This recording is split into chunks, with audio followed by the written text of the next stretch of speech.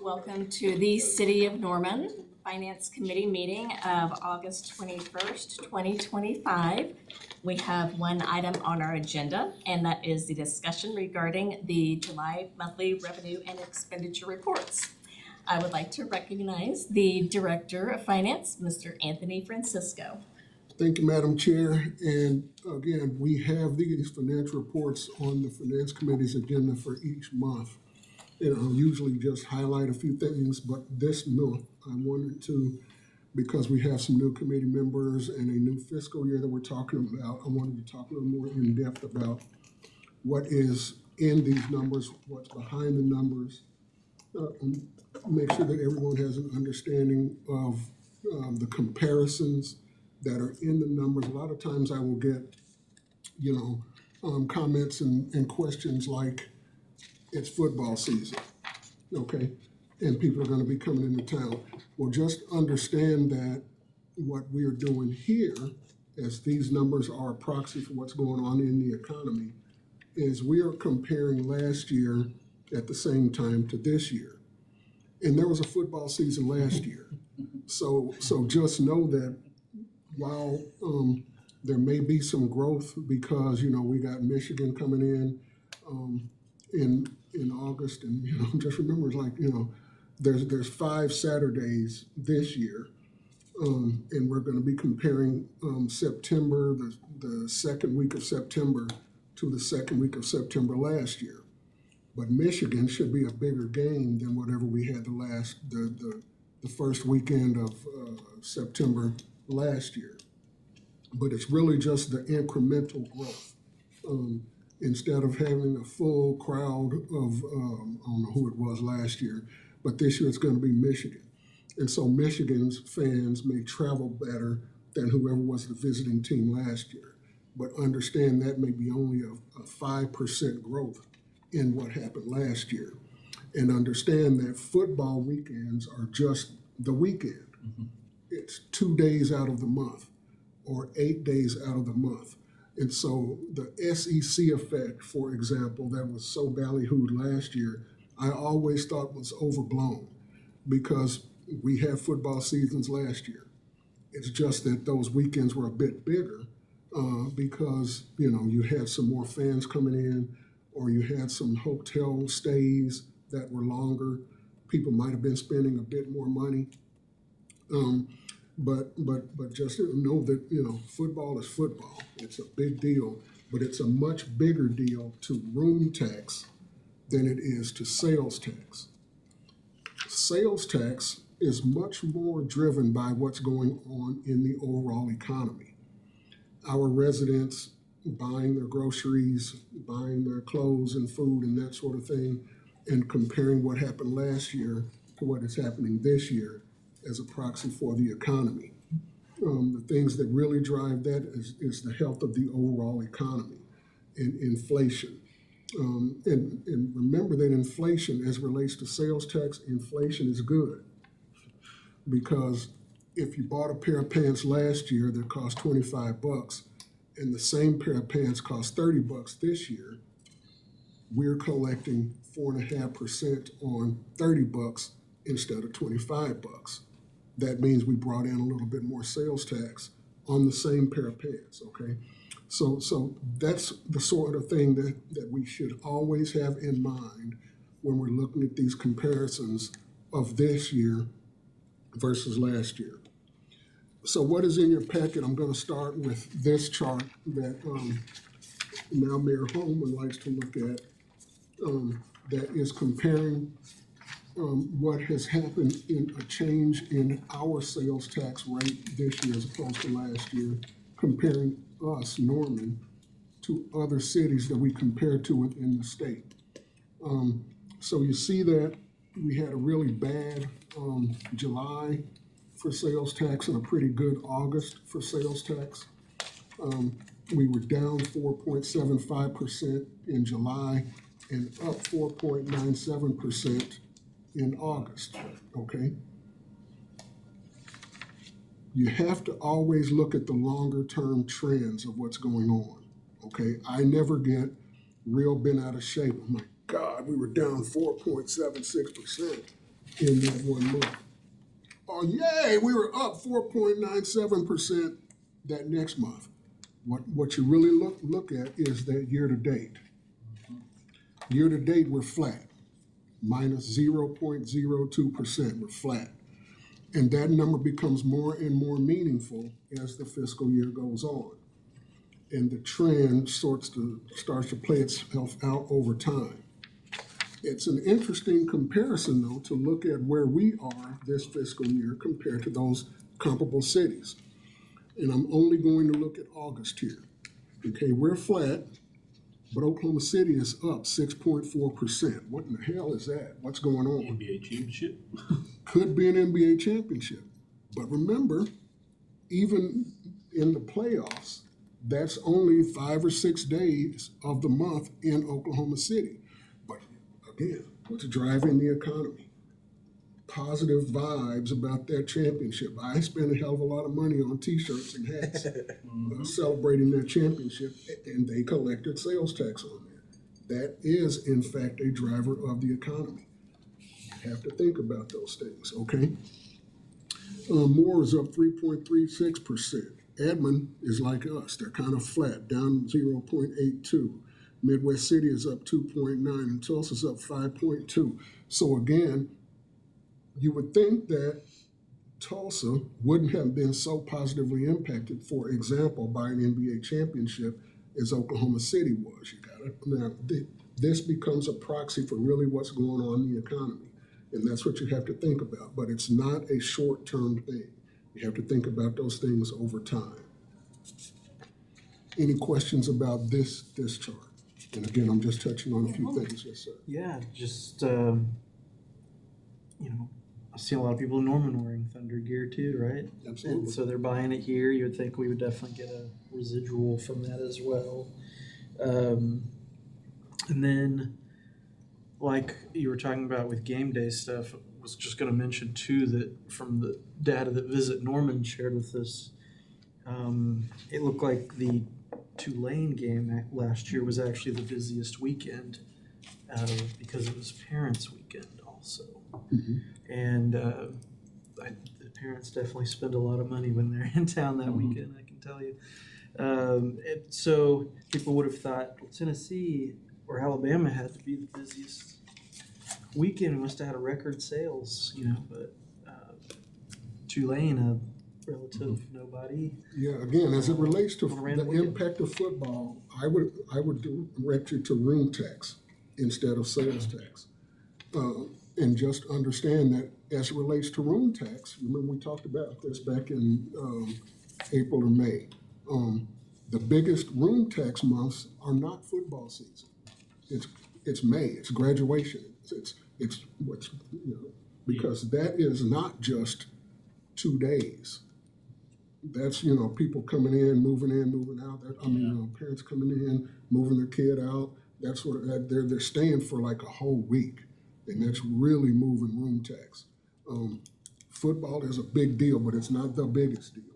Yes, ma'am. I was gonna ask, so if we're seeing a uptick in the room tax collection, I think we were down at 7.15%. So as students are moving in with their parents, I met a guy last night or Tuesday night from New York who was here helping his kid move in. I would assume that's like contributing to that 7.15%. Absolutely, yeah. And what I have learned about, the biggest impact on room tax is not so much additional room stays, but the hotels increase their rates. And that may be because of SCC or whatever, but they know when they're going to have a big weekend or a big week, and they increase their rates, we collect 4.5% on whatever their rate is. And so if they increase their rates, it increases our room tax. Well, we saw because we got Visit OKC, their tourism board's numbers, but on those same weekends for Tulane, Tennessee, and Alabama, they had a 40% increase in their stays. And a 40% increase in a city that's got 10,000 rooms shows a lot of runoff of, what we could have, but again, that's just for 3 weekends. Yeah, and I don't know what was going on in Oklahoma City, but they might have been having a horse show. No, at I the mean, same all time, of, whatever. all of the traffic pattern data that we saw showed that They were coming to Norman. during like 2 hours before the football game, it was like ice cold cellular data usage in Oklahoma City, and it was all headed down I-35 to Norman, and then when the game was over, it all went back to OKC. So, that's probably part of Moore's uptick, is people being like, let's stop it. Whatever you eat at it and more.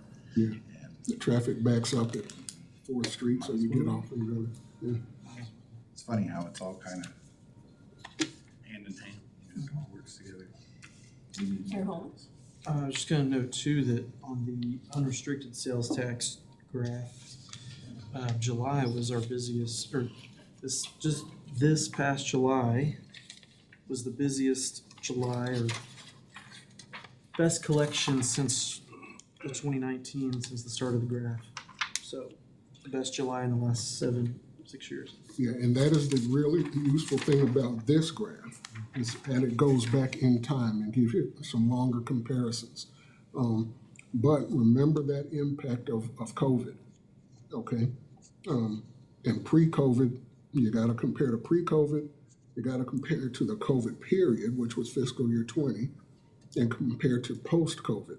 And we talked about that pent-up demand after the businesses opened back up, and, a guy like Anthony who loves to go to the movie theater, and we couldn't go to the movie theater for 8, 9 months. Yeah.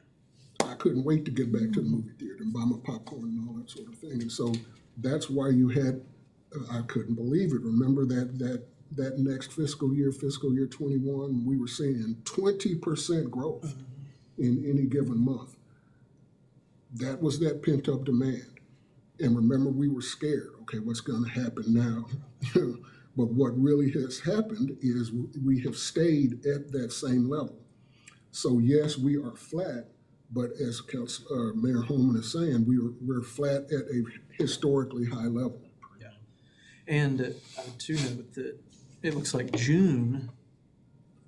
July reflecting June, was the worst since FYE 2021. So right at the tail, or that would reflect 2020, right? Mhm. So COVID year, when COVID started, so June this year was the worst that we've had since COVID year. And then this July is the best July that we've had in the whole chart. So it is really interesting. I encourage everybody watching to really check these out, because and then I wanted to also, could we get since we didn't have a finance last month, can we get the year chart? The full fiscal year of last year? Yeah. Yes. Thank you. So yeah, up 4.95% from last August. The next few pages where we're giving these departmental summaries, again, becomes more meaningful as the fiscal year progresses. But what I want you to look at is the format of the information that's here. It gives you the original appropriation, which is the budget, by category. Remember, salaries and benefit category is not just salaries. It's also part-time, it's also overtime, it's contributions of the city to the pension and retirement and health insurance funds. Yes, ma'am. Speaking of overtime, how would you keep track of that in a chart like this? If you wanted to know. We don't give in this chart that level of detail because it's not by line item. When I'm saying that this is a category of expenditure, what I just rattled off, the contribution to health insurance and retirement and pension and overtime, those are individual line items within that category of expenditure. So you would really need to look at a more detailed report, which is available. We have a monthly revenue and expenditure report that comes out that gives that line item detail, but it's pretty big, okay? And we'll give that to you if you want it. It's public information, so. So if you saw that salaries and benefits were adjusted, that might indicate that overtime was part of that? It would only compare salary and benefit this year to salary and benefit Okay. last year. But if you wanted to compare overtime, for example, for Probably not in the council department, but for any individual department, we can give you that information. It's within the system. So again, whatever you want, we can get it for you. Is it possible to add a slim report to the monthly revenue and expenditure reports on that particular item? On just overtime, yes, we can do that. Not like a big stack, but just kind of a snapshot of our departments and where they're at. Yes. Yeah, again, we can give it to you versus budget, or we can give it to you this year compared to last year, or both. However you want it, we can give it for you. Okay, thank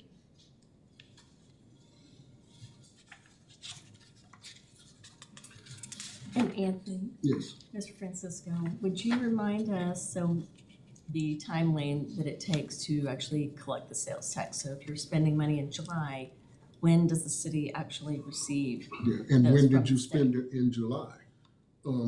Remember that businesses report their sales tax to the state tax commission on a monthly basis at the end of the month.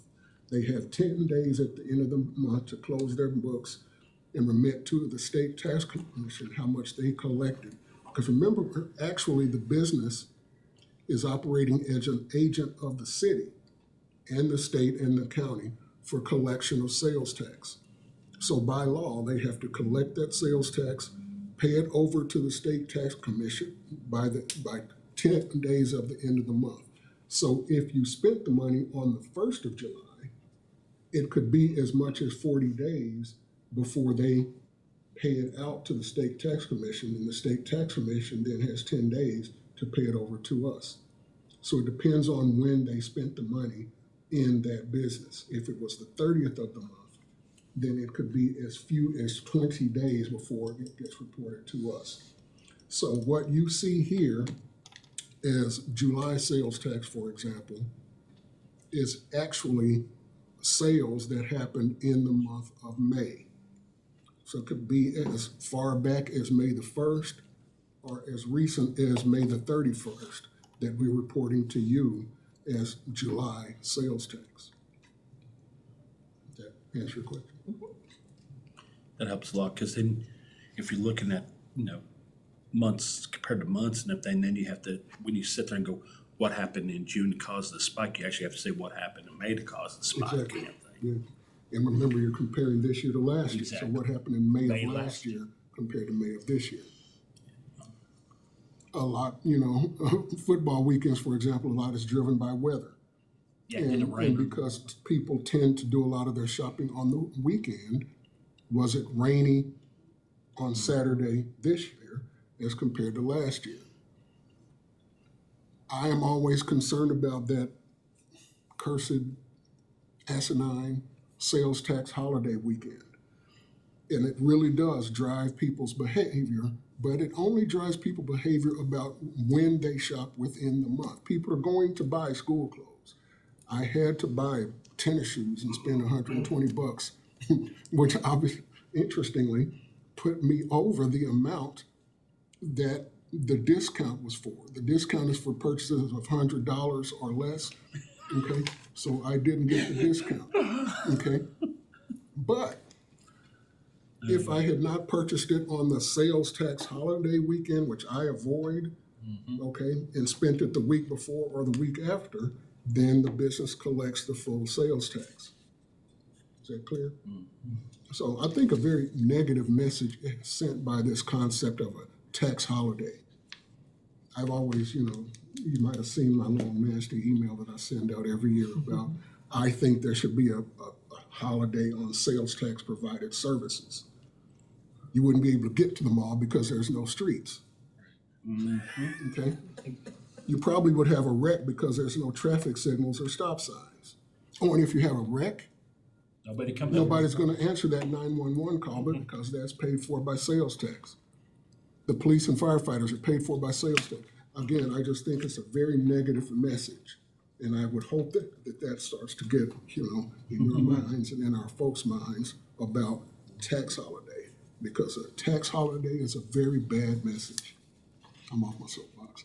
Hey, it's all right. Yeah, to touch on Mr. Francisco's point on the hotel motel tax. So I had looked at the reports from 2 years ago. So this was prior to being in the SEC. And so, this year we are up, 22% on the sales on the hotel motel tax, but 2 years ago it was only up 4.63%.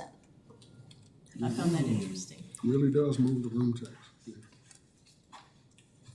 Okay, the next group of information that you show is this one, where we're looking at major revenue sources. The general fund of it is the first and most important. Again, it is comparing where we were in that month of this fiscal year compared to last fiscal year. And what I want you to look at, for example, is the budget for sales tax, and how much has been collected to date. That is a real number, but what's behind that budgeted to date is a plug figure, okay? It's not just 1/12 in any given month. It is looking at, over the last 30 years, the average of how much came in July versus how much came in this fiscal year. And we've had some interesting trends and changes in those trends over the last 30 years or so, okay? For example, February, which is, remember now, that's sales tax of December. And you would think that there's a huge concentration of sales tax in February reflecting sales of December, holiday sales, Christmas sales. And that is becoming less and less profound. People are spreading out their holiday shopping, and so there's a lot more holiday shopping happening in November, reflected in January, than there used to be. And there's a lot more reflection of online sales that are not captured in our sales tax, remember. They're captured in use tax. Use tax is a sales tax on sales that happen from vendors out of the state of Oklahoma for delivery in Norman. Okay? And the law still applies. You're still supposed to collect the sales tax remitted to the state and to the city. But that's much more difficult to enforce because we don't know, if you're buying from, Joe's bookstore in Milwaukee, they're supposed to collect the sales tax remit just like the bookstore in Norman. Sometimes they do, sometimes they don't. So that's why we have a real interest in enforcement of that use tax for out-of-state sales.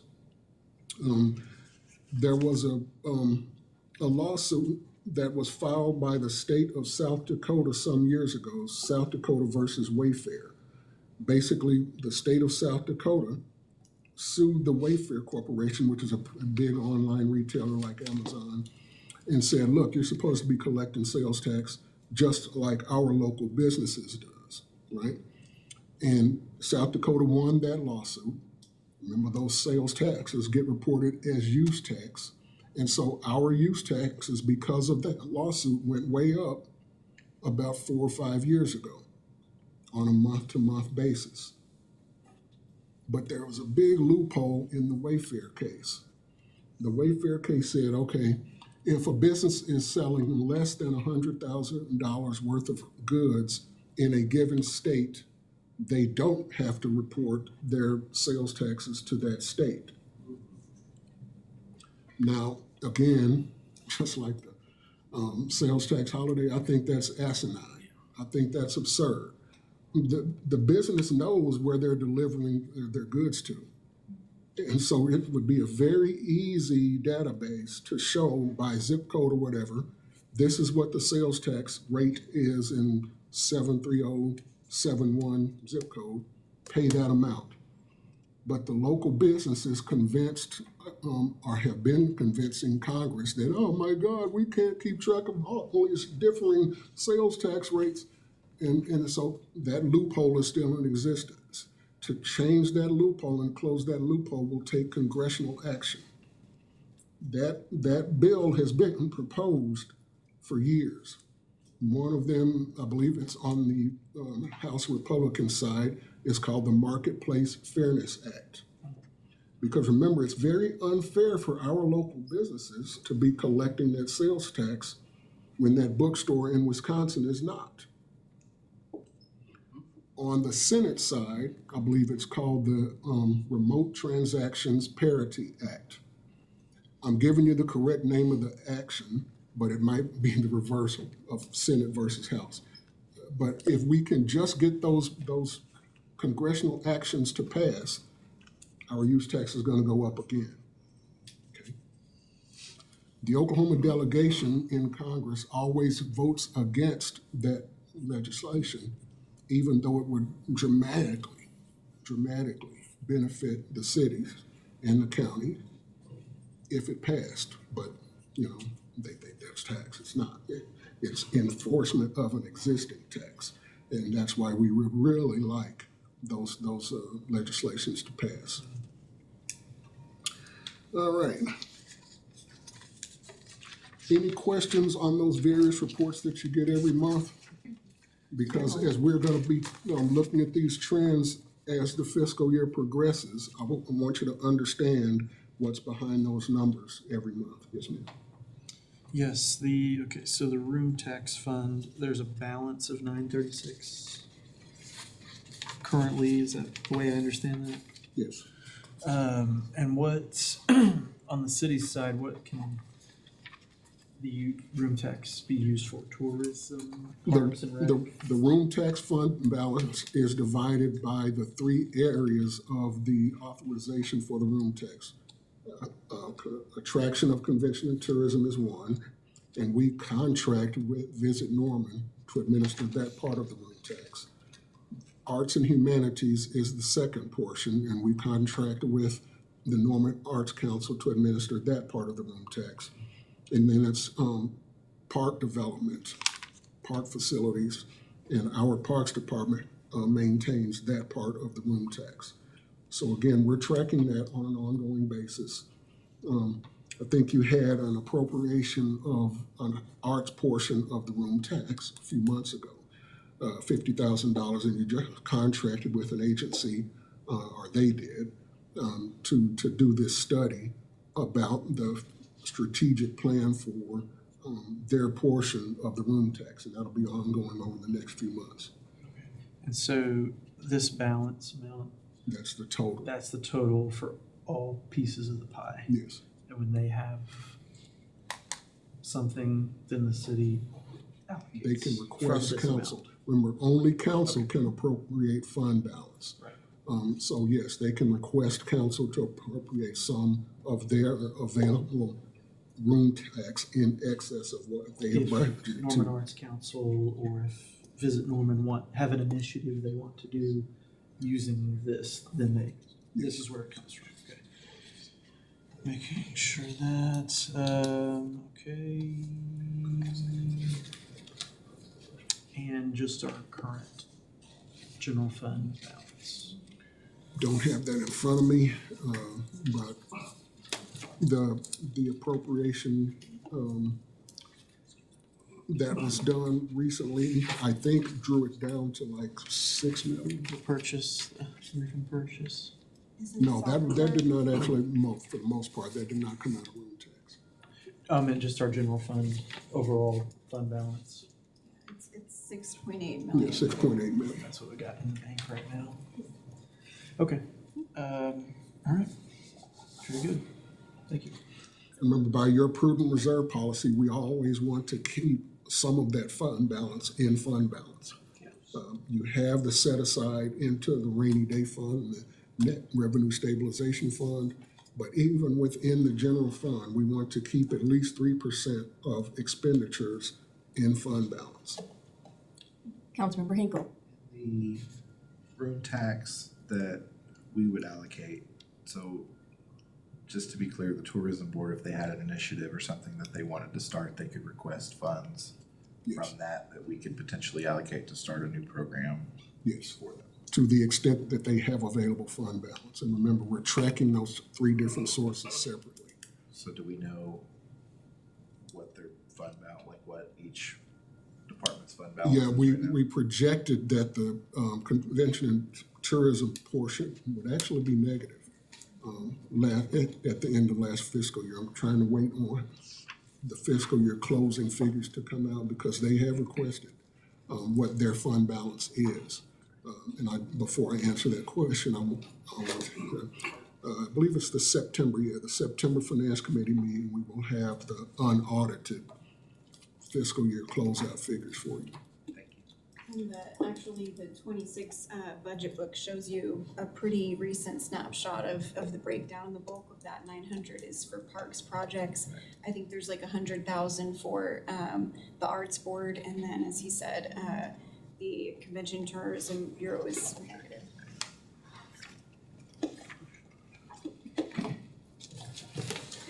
So, Mr. Francisco, what Call me trends have, Anthony. what trends have you seen, sales tax versus use tax?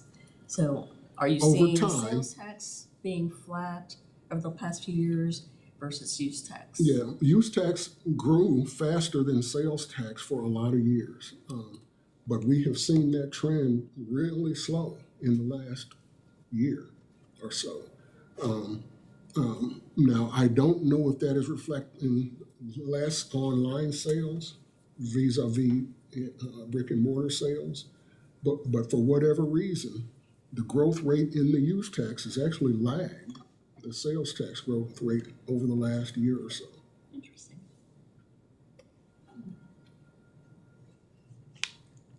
And remember, we're reporting this to you all every month.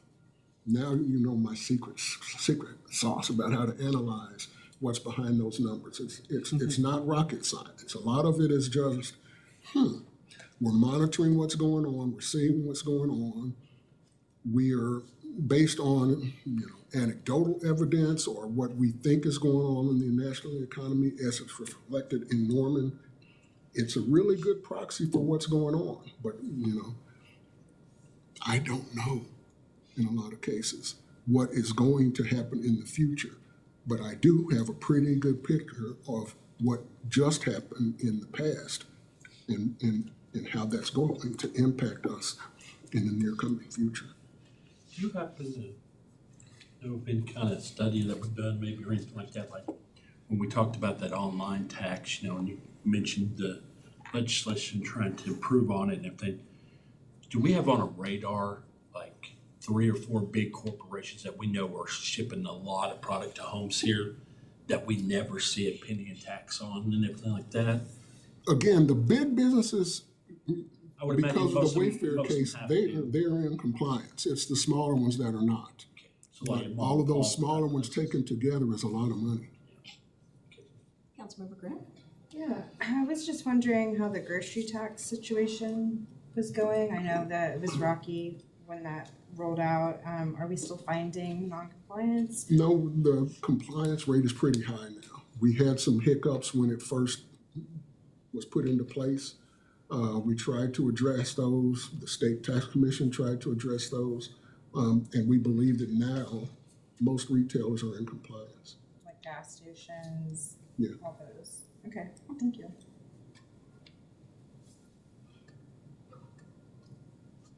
Well, if there are no more questions or comments for Mr. Francisco, Thank you for your time and your effort. My pleasure. Yes. And again, if you have any questions as you're reading over this information, just give us an email. We have our walking directions on what you want so far, and we will certainly get that for you relates to overtime and that sort of thing. any more questions or comments for Mr. Francisco? Motion to adjourn. Well, this meeting is adjourned. Oh, thank you. Awesome job, first one ever. Yeah, September's gonna be an interesting Thank you. meeting. Okay, I can show you this letter I got that I've been sitting on for probably 2 weeks. Nice to see you on chair of this committee. You received one?